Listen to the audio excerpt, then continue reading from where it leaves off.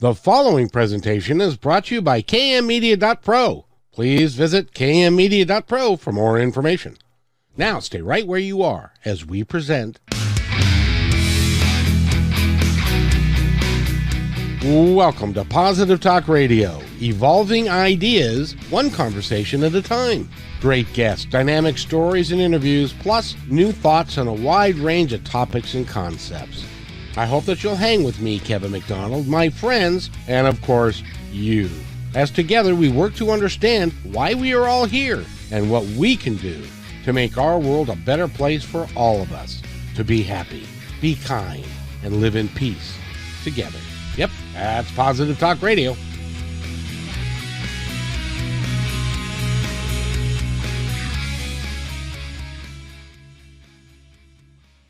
Good afternoon on Positive Talk Radio. I hope everybody's well, and I want you to relax and enjoy the next hour as we are going to be talking with a accomplished author and also someone who is a shaman and has been doing that for a great deal of time, and we're going to talk about all of it, and we're going to have a really good time talking with Shanon Harwood. How are you, my friend? I am excellent. Thanks very much. How are you? I am awesome. By the way, if you want to follow along, you can go to her website, which it's what exactly is a website for Currency? Currencythebook.com. Now that's easy to remember, currencythebook.com, and you can go there and you can find out all about the book that just came out this spring, and it's doing well, and it really is an interesting fiction novel of that it ties a bunch of stuff together. It took a while to write, from what I understand, and but she's done a really good job with it, and it's doing well. So and later on you'll be able to go to positivetalkradio.net and find the podcast of this, and you can go to YouTube because this is live on YouTube right now, and also Facebook and also Twitter. So we're on 7 channels live right now. Don't be nervous. Well, that's a little difficult when you tell me we're on 7 channels live. I just kind of sprung it on you, didn't I? You did, but I'm okay. We're gonna do just fine together. First of all, I want to touch bases because you've been a shaman and have studied shamanistic practices for a long time, since you were 3 years old. When you were, so it's been 30 years now, and you've been working, learning with it. You've got a school, and you've got a lot of stuff going with it. So, what drew you originally when you were 3 years old? That was awfully young, to. Well, sometimes it feels like that. That's. And what go ahead. It has been a long time. It really began in 1987 when I first started to study shamanism. What led you to that? Was it because you were not happy with the other things that were going on, and you were saying to yourself, is this all there is? There has to be more, and I want to go explore what that is? Well, no, nothing like, no, that's not even close. We were very happy. We were excited. We were engaged. We were going to be married, but we couldn't seem to agree on how it is we should get married. It needed to be very spiritual, but not in a church. So that's a little difficult to weave both together, at least in the Western world. So my fiance at the time, my hubby now, he was very involved in southern Alberta in the rodeos, and he lived right next door to the Piikani Reserve, and he knew the kids there very well. He went to school with them. They were in his grade. So after school over at their house, he got to know the spiritual elders on the reserve here in Alberta, the Southern Alberta Reserve.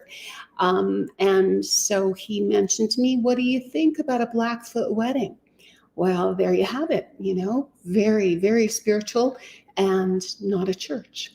So we approached the elders with, all the protocol that was required. And in time, they said, yes, we will marry you, but guess what? You have to learn shamanism, and then you have to agree to take it out into the world, what they termed as bridging the gap.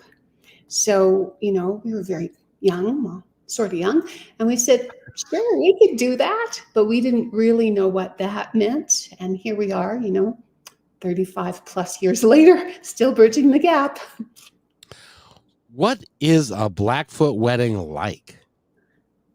It is also into simple terms because there's so many parallels and so much symbology that would take a long time to get into. But in essence, it is incredibly spiritual, and it reflects not just marriage, but it reflects a union of balance between the masculine and the feminine. And there's just so many layers to it that's hard to get into, but it was life altering. It's sad when we think about it because now you're in Canada, right? Yeah, Alberta.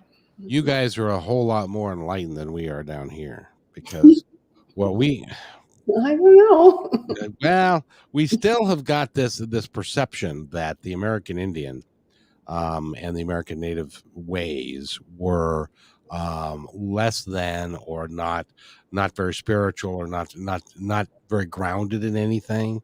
If you look at all of our Western the movies about cowboys and Indians and all that kind of stuff, they painted the Native American culture as being less, and I tend to think that it was much more than a lot of people have given it credit for.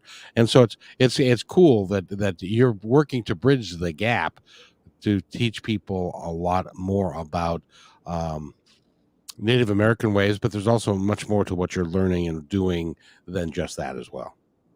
So I think that's great. Yeah, it's been a rewarding journey. That's to say the very least. Awesome. And can we mention the school real quick? Oh, sure. We years after well, not that many years, I suppose, within 6 or 7 years after we started to study with the old people, which is a term of respect, and got really into learning how it is that we were going to bridge the gap. One of the mechanisms that we used was we began a school of shamanism that grew very quickly. And the old people named it for us. Actually, the name they gave it was Ikamapipitsi, which means to help, to care, but that won't fit on a business card. So they helped us shorten it to Kamapi. And through the years, Kamapi grew from the one stream of shamanism that we loosely term animistic, and took on 2 more streams of shamanism as the school grew. And how many students have you had in the school? Sometimes I wonder, why didn't we never really stop and keep track? But that would have been difficult because the school was more than just the classroom element, although that's there. We probably teach, I'm going to say 6 or 7 classroom type workshops in a year. Some of them are standalone workshops. Some of them are series where you start in one of the directions and you go through all 4 directions over the course of 2 years.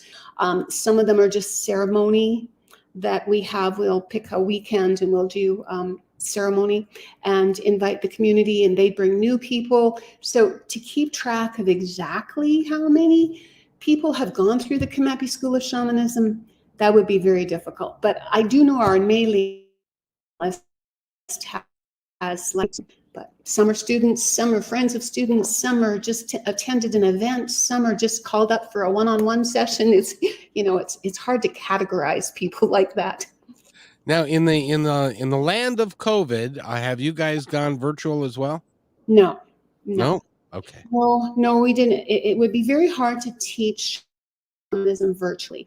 You need, well, at least maybe some people do.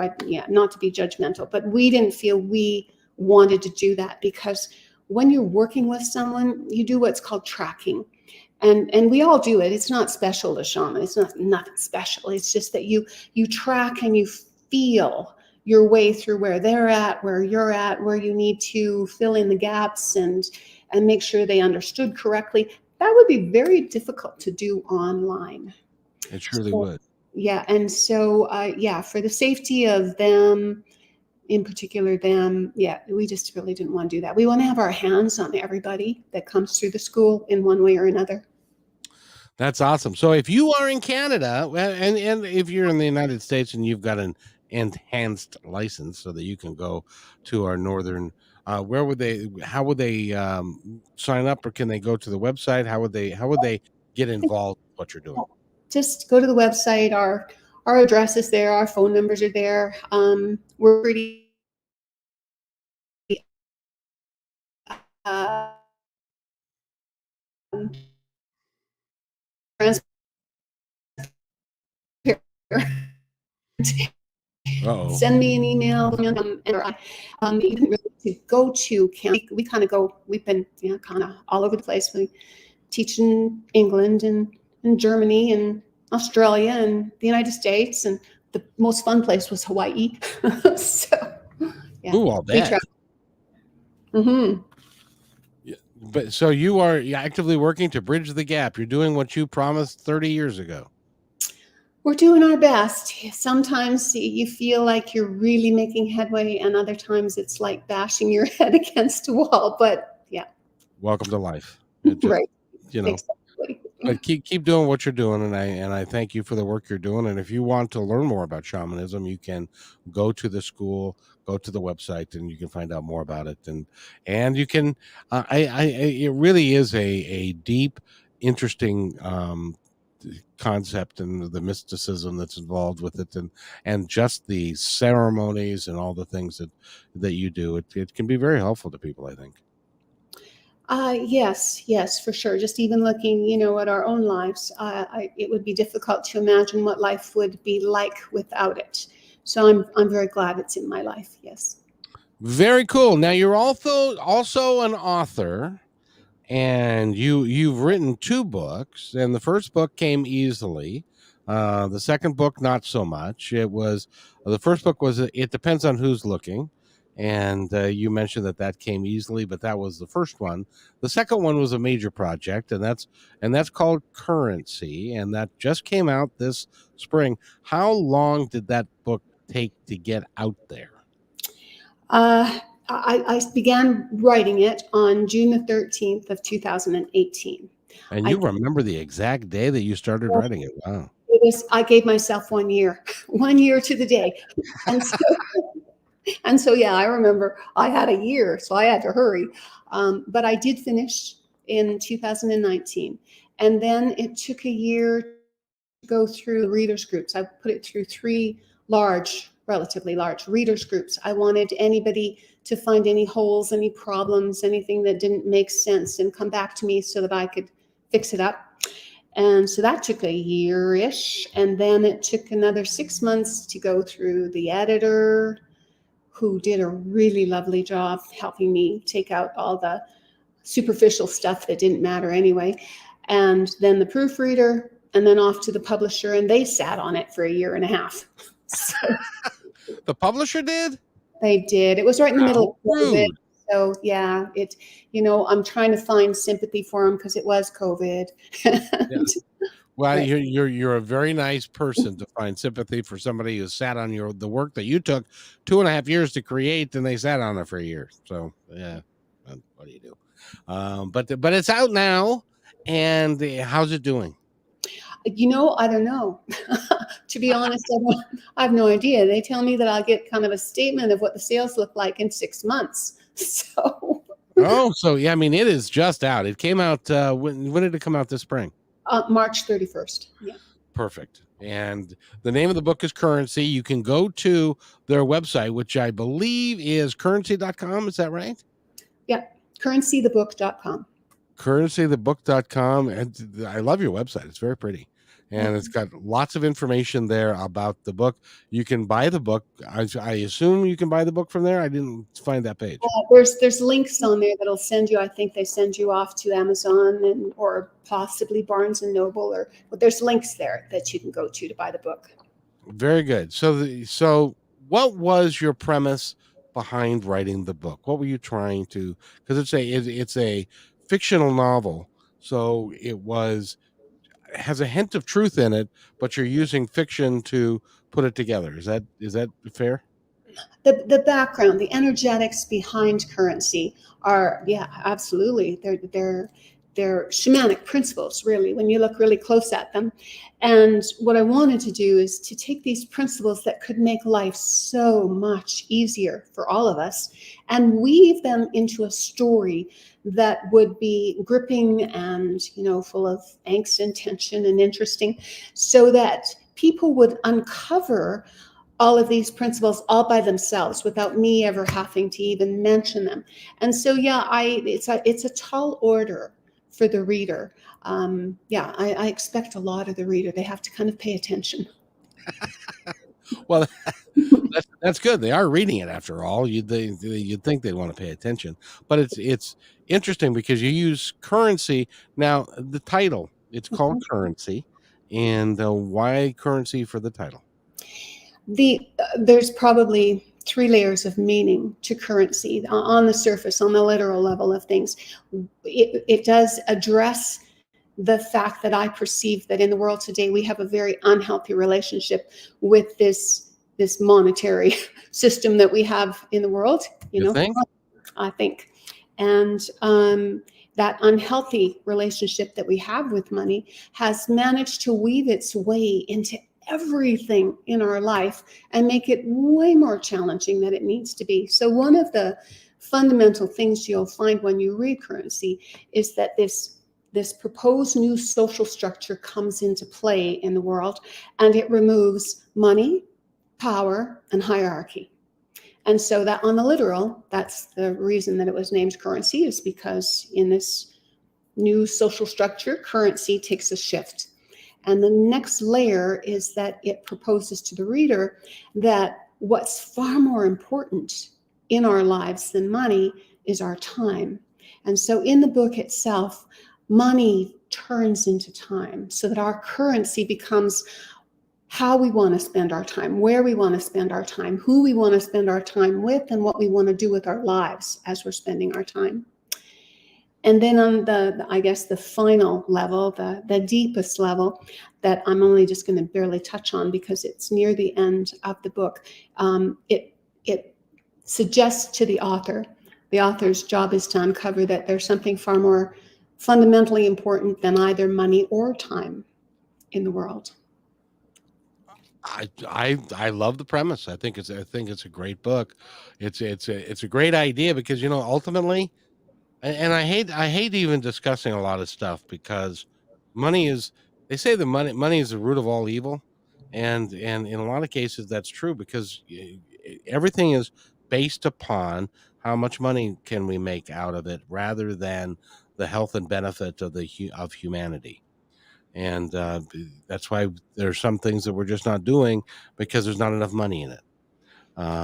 Natural healing, natural health, there's not a great deal of money in that, and so therefore we want you to take this pill that we can charge you $300 for and all that kind of good stuff. So I get it. The monetary system is antiquated and it's tough and it's not fair. Do you agree with that? Oh, yeah, to say the very least. There's a lot. I feel a lot more strongly about it than the book suggests. But yeah, just know that the author in the background is quite choked about money. Because it would be nice. Well, and I think I mentioned this to you, and we have a little pre-production meeting, and I hope I mentioned this to you. But you know who Gene Roddenberry is, and he wrote Star Trek. And in the 23rd century, not only did they have flip phones, which they used as communicators, which they and he there was a whole bunch of stuff that they were able to put out there. But one of the things is that money no longer existed in the 23rd century, and that everybody was doing their work and following their passion and living their life because they didn't have to work. They could pursue the passion of their lives, and that's what I think that we're all here to do. So I'm hopeful that by the 23rd century we'll figure it out. But I hope we do it much sooner than that. Me too, because I'm not going to be here in the 23rd century, sadly. At least this trip. I may be back again. Maybe. Yeah, you might be. I mean, who knows? So where were you when the idea in 2018, did you formulate this idea for a long time, and then you picked a date and you sat down and started writing it? Yes and no. We were on a trip from Lima up to the Sacred Valley in Peru, up to Cusco, and there was a little gal on the plane that was just up one seat and over to my right, and she was a little blondie with great big blue eyes and the sweetest smile. But the thing about this little girl that kind of pushed the button for Currency to get underway is that earlier that morning I'd been at the airport. We were waiting for a plane. We had time to kill, so Marvy and I took a quick tour around the airport proper, and there was another little girl, and she was Peruvian, and she was barefoot and not healthy and in rags, but such a sweet smile, and just the two little girls, and that polar opposite, that the future was there for the little blondie on the plane, and the future was very bleak for this child in Lima, and yet they were so much the same that they were almost the same child. And you'll read about kind of how that evolves sort of in the book. But that was probably the point that I said, yeah, the time is right. I need to really talk about inequality in this world and how it could be so much better. And so those little girls became characters in your fiction. No, but the story kind of behind them is there. Gotcha. If you read between the lines. Very good. It sounds like you spent a great deal of time, effort, and brain power putting this together. Luckily, I had my hubby Marvy in the background. Currency would not have come to life without him, kind of holding my hand when I got kind of wanted to, bounce off the walls a little bit, and help shepherd it along. And yeah, Currency was partly terrible and partly wonderful, all at the same time. Can you see if somebody would like to, if somebody in our audience, the ones that are listening now or in the future, are thinking to themselves, I'd really like to become an author, but I have no earthly idea how to do it or where to start and what the premise should be or any, it really doesn't have no idea. Do you have some advice for them? I guess today, looking back at the journey, and especially the two books, because they were a very different journey, each one of them, I would tell them, ignore everybody else, what they have to tell you about how to do it, and sit down and just listen to your own heart and let it flow. And be open to it. And just let it flow. Now, when you say let it flow, I've tried many times to sit down and start writing, and it just doesn't seem to come across like I want it to. So I'm much more of a verbal person. So I'm learning how now with technology I can do voice to text, and so I can do that a little bit better. But for somebody that, because there were moments in time, I mean, this is a big project that you took on, but there had to have been moments when you said, oh, phooey, the heck with it. Is that where your husband came and saved the day? Yeah, more often than not, that's true. I think that what helped me along was that initially I knew what I wanted to say, and I forced myself into not being anal about it, to just get down even the basic premise of what I wanted to come across, and just told myself I'll go and make it pretty later. And that helped. It gave structure when there was no structure. Now, did you put together the chapters first, or or did you write it and then divide it into chapters later, and that sort of thing? Well, for the most part, behind the scenes, what the readers would never see or understand is that there's the journey of the fool in the background. It is 22 archetypes along in the order of their numerological value. All 22 of them, whether you're talking about the major arcana or whether you're talking about astrology and the planets and the constellations, or whether you're talking about numerology, these archetypes are identical from modality to modality, and they form the journey of the Fool. So my outline was kind of in place for me from 0 to 22. My job then was to look at the energetics of these archetypes and say, okay, let's just pick somebody. We'll pick Utu. He holds the value of number 11. So he was going to be chapter 11. Utu is all about, he's the god, the Mesopotamian god of justice. And so he's about being fair and equitable, and making sure that you look at both sides of a situation and then be willing to do the right thing. So that chapter needed to be about, in this new world, what would the structure of policing and military and safety and all of that look like? So chapter 11 was going to encompass that part of the story. Wow. That's really cool. By the way, number 11, I see 1111 all the time. And sometimes I see 111 or 1111, and it's weird because the time, I'm not real good at making sure that all my clocks are synced up and are at the exact same time. And so I'll go to one room and it'll say 1111, and then I'll be there for a minute, and then I'll go to another room and it'll say 1111, even though it's not 1111. So is that why do I get the number 1111 a lot? Well, I would say, a lot of people, it's much like interpreting our perceptions or our dreams or whatever. They're very individualistic. So you really need to take, I think, a really deep look of what does that number suggest to you. What it suggests to me is, if I can may I share? Sure. What it suggests to me is that is a sign that my guides are giving me and the angels are giving me, that they're saying, we're with you. We're seeing what you're doing. We're working on, you're doing the right thing, and we're here to help, and we want to continue your growth and to help you and make Positive Talk as good as it can be.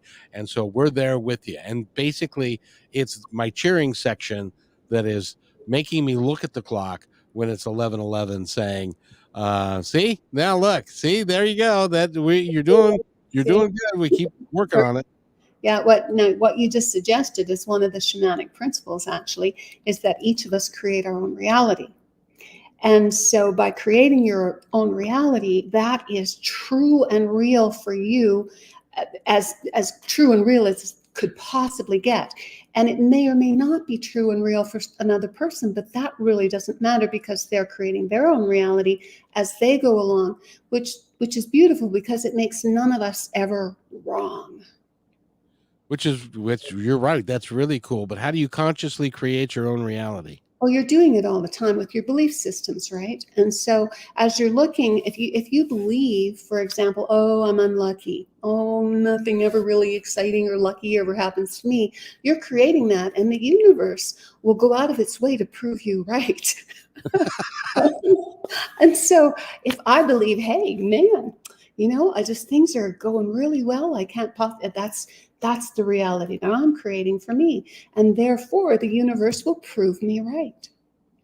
That's why I can't go to a casino, because I have it convinced in my own mind that I have a 50% chance of getting something right. It will be wrong. And the universe, it's amazing. It continually proves me right all the time. All the time. By being wrong. Yeah, it's true for each and every one of us. So what 11:11 means for you, now that's true and real. So the next time you look at the clock and it's saying that, say thank you, angels. I do.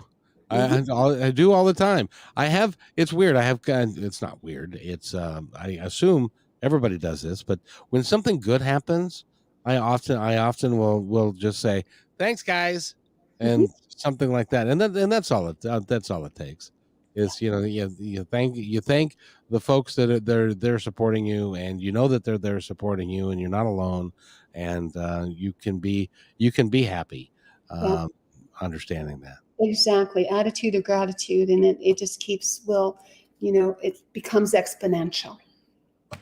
It does. And we get the opportunity to decide if we want to have a good life in that way, or if we want to be a sad sack. And we get to have the opportunity to be anything we choose. That's what oh, here I go again.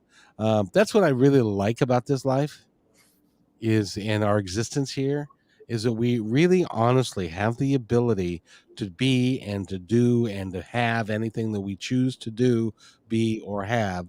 It's totally up to us, and we get to have that if we want it. For sure. Unfortunately, because we're each creating our own reality as we go along, and we are then globally, together as a group, we're creating the bigger reality, our social structure and systems or whatever. We're helping to create a reality for other people that help them to perceive that a lack and a scarcity. And if we work to switch our energy into that, we'll open the way where they feel that there's abundance too. Which is really what our mission is. I really, if we could change people's perception from one of lack, scarcity, hate, division, and fear to one of love, compassion, kindness, honesty, and working together with everybody and understanding that we are all one, we come from the same place. And if we can make that fundamental shift, it will shift everything, don't you think? Absolutely. Yes, it would. And what's more is because, with that understanding that change your perception, change your world.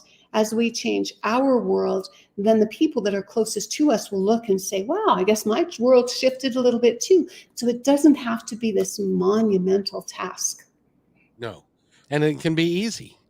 I'm a firm believer that and tell me what you think about this. If we operate in life like we're in the flow and things are flowing easily and naturally to us, then you're in the flow. If everything's hard and it's ugly and it's not very good, then you're not in the flow, and then you need to figure out how to get back into it so that your life can flow easily and in a positive direction. Is that too Pollyanna-ish? Is that too simplistic?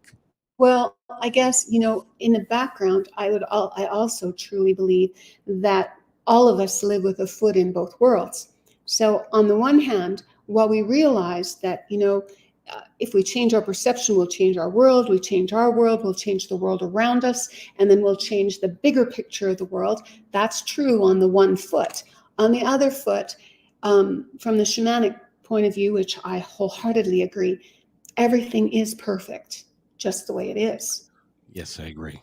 Yeah. Okay. So as long as you're holding both of those, so that you don't make something wrong or bad or evil or horrible, then I think we have a way better chance of accomplishing that shift in reality for everybody.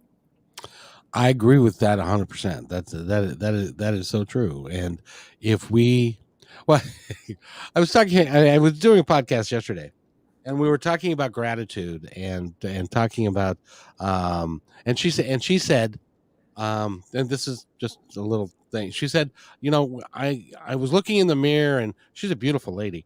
I was looking in the mirror and I was looking at my hair, and it wasn't right, and I was feeling bad about the fact that the hair wasn't right, but I got over that, and I just was grateful that it was okay. And I said, well, you mean you were grateful that you actually had hair?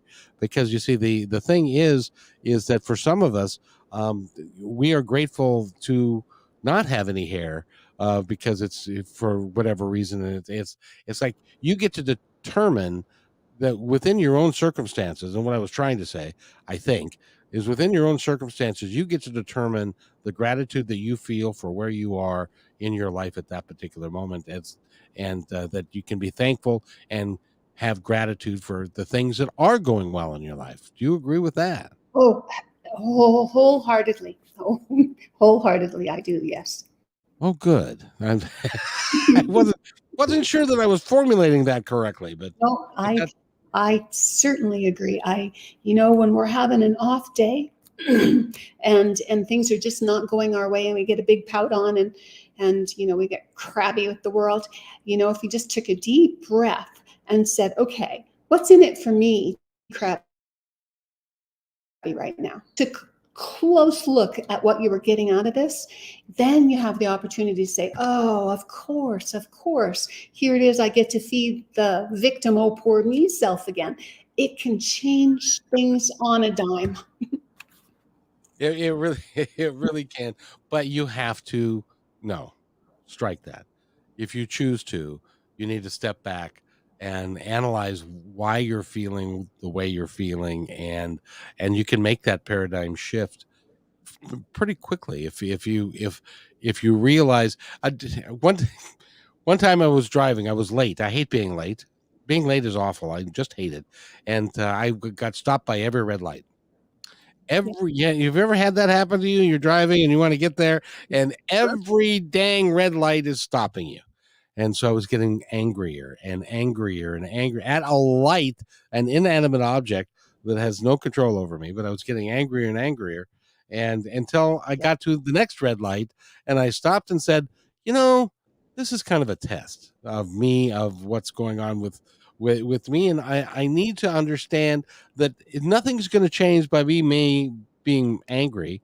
It's going to be what it's going to be. And, I need to accept that. So I relaxed, and I actually laughed because I thought they're testing me. They're giving me the red light just to see, and I actually got there on time anyway. So I would have wasted a whole bunch of angry moments for absolutely no reason. I hear you. I know, I've been there. I know what you're saying. Well, and I was a bus driver for 12 years, so I was used to the roads and all that kind of stuff, and I learned a lot about your own behavior, and how other people can affect you, and how you can have an impact on other people as well. Right. Yes, and so by the way, we're talking with Shannon Lynn. I love that. That's my mother-in-law's her first name was Lynn, spelled the exact same way yours is. Oh, And yeah, Harwood, and she's written the book Currency, and the book is out. It came out March 31st. I think you should get it. I think it's a very deep read, and it will require your attention, and but I think it's well worth the effort. To say it's a deep read, I wouldn't want to scare anybody off. I'm told that it's a quick read. Oh, that's okay. Quick read. Okay. It's a quick read. It's only, I think it's 300 pages, and it flows pretty quickly. The deep part is if you really want to sit back and think about the principles behind the story, then it gets more complex. But on the surface, it's the story. It's a story about 5 people, mainly 7 altogether, but 2 minor characters, but 5 people mainly, and how each of them deal with this structural change that comes their way when society takes the shift where there's no more money, no more power, no more hierarchy. Some of them love it. Others absolutely detest the very idea of it, and they fight against it. And I'm afeared that you are correct, that if we were to make a shift like that, there's going to be people that will not go quietly into the night. They will fight tooth and nail to keep what they've got. And which, by the way, I really don't understand how you can spend $1 million or $1 billion. That's 1,000 million. In a lifetime. That I don't know how you could, how in your good conscience that you could do that, given the state of the world, when we've got, and in the United States there are 13 million children that go to bed hungry every night. We've got 4.5 million people in foster care. Now we've passed this law, or that we've done this retrace of the past, and so now but we're not improving those things. And there are people that they got way too much money for their own good, and who needs a yacht that's 2 football fields long, and has a swimming pool in? Who needs any of that stuff? I don't get it, but that's just me. I hear you. I think one of the things that surprises me the most about currency is, when I hear from some of the readers, is how they say, well, that could never happen, that could never happen. And I keep looking at it and thinking, well, I don't quite understand why not. We're not talking about, a very sparse lifestyle here. We're talking about a system that would give all of us what we really need. And then if you wanted, some of the goodies, the extras, in addition to the 4 hours that's talked about to do your social commitment, and by social commitment, it's every one of us needs to pick one of the 6 main areas of our basic needs in life. Like you would have to pick whether you wanted to work in the food industry or the shelter industry, or whether you wanted to work in the clothing industry, the education industry, the healthcare industry, or finally over into the safety industries of our lives. Pick one of those, give 4 hours of your time, and everybody's basic needs are met. After that, the other 4 hours, you could have the career, which gives you time. So that time would buy all the goodies in life. And now that extra money, it doesn't have to go to the government anymore for all the taxes. Now it's yours to spend your time on all those lovely goodies. So I'm just thinking, I don't understand why people would say that this is so hard to comprehend and that it could never happen. There's gonna come there's gonna come a time when everybody's gonna say, well, excuse me, the masses are gonna say, okay, enough is enough. We want equity, we want fair, we want everybody to have what some people would the multi-billionaires that they don't need that much money, well, of course, we're talking about a system by which in the United States, where we pay a professional athlete $250 million to play third base, which makes absolutely no sense to me at all. So that's lost on me as well. I don't understand that. I don't understand it from the athlete's point of view, and I don't understand it from the fans' point of view whatsoever. I don't get it. No, I don't get it that, the actors and actresses out there, the famous people, are getting that much money to perform on television for a moment. And I get it. A lot of them are doing some very cool charity work. But really, where are our values as a society when we say that this is something we would rather spend our quote, quote, money on, never mind our time, rather than saying, you know what, look at what's going on with even the homelessness in our own cities. mm-hmm. The homelessness, the drug addiction, we're losing in the United States, we're losing 40,000 people a year to drug addiction, overdoses.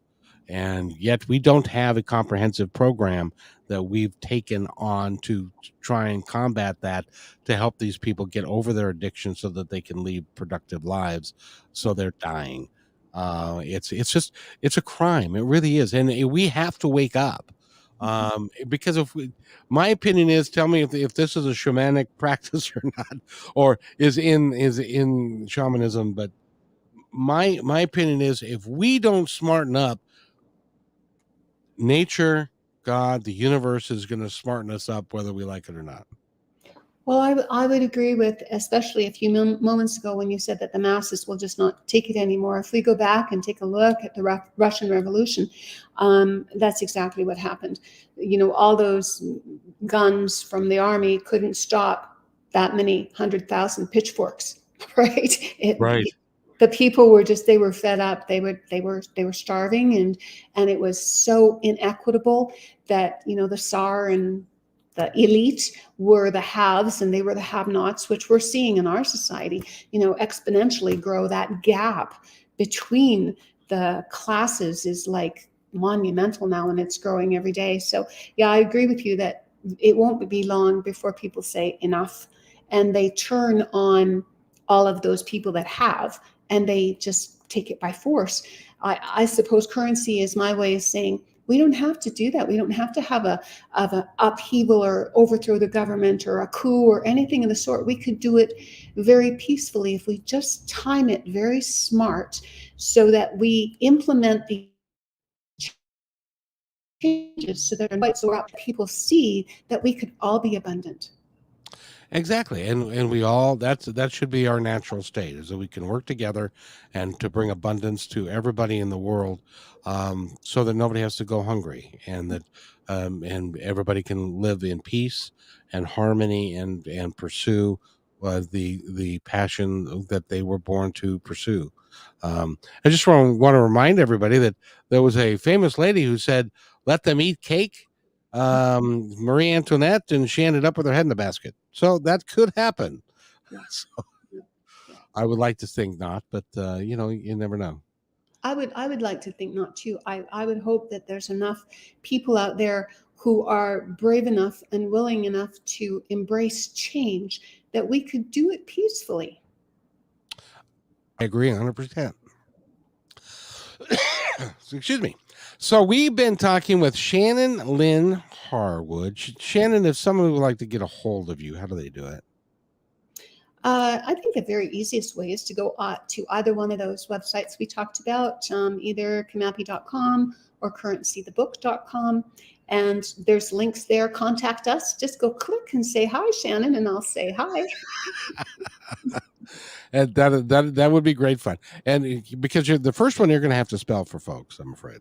Sure. Kamapi, Kimm, that's Mary Mary, AP like Peter, II.com. Very nice. And you can also find out about shamanism in the school and everything, all the work that she's doing. I applaud what you're doing. I think it's awesome. And I want to thank you for coming on the show with me today. I thank you very much for having me. It's been great. I've enjoyed every minute. So now let me do this. I'm going to step aside, and I want you to tell our audience, the ones that are listening now and the ones that are listening, will be listening in the future, anything that you would like them to know. Oh, anything that I would like them to know. I guess I should have given No that pressure. thought. No pressure here. I guess I would think about what life could be like without fear and stress, because I think it's the fear and the stress of fear that is driving so much of the world's ills. It explodes in every area, every arena of our lives unnecessarily.